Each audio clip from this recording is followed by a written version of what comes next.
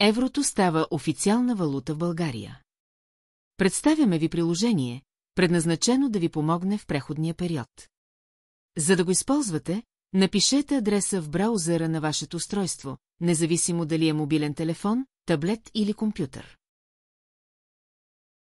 Бързо превръщане от лев в евро.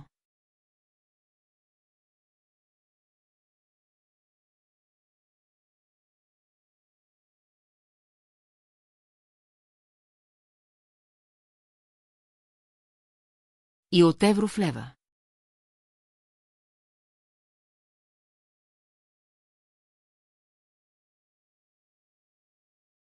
През януари ще може да се плаща и в лева, но ресто ще се връща само в евро. Пресмятане на ресто, след плащане в лева.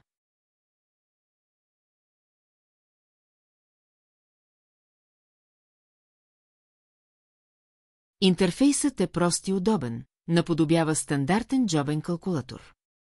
Всички бутони са ясно обозначени и визуално балансирани за лесно разпознаване. Клавишите са оптимално разположени, така че да можете да работите с една ръка.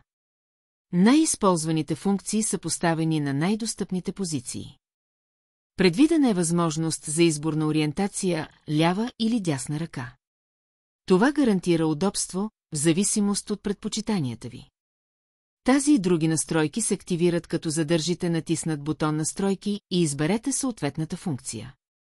Можете да регулирате размера и позицията на калкулатора върху екрана. Така всички клавиши остават лесно достъпни, независимо от големината на ръката ви. Ако задържите бутона Help, на бутоните ще се покажат допълнителни функции, които се активират с продължително натискане на съответния бутон.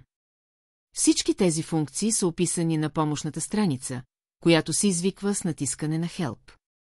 Калкулаторът има версия, предназначена да подпомогне хора с проблемно зрение, при използване на която се изговарят цифрите и действията от натиснатите бутони, както и резултатът в лева и евро. Пожелаваме ви приятна работа и се надяваме приложението да ви е от полза.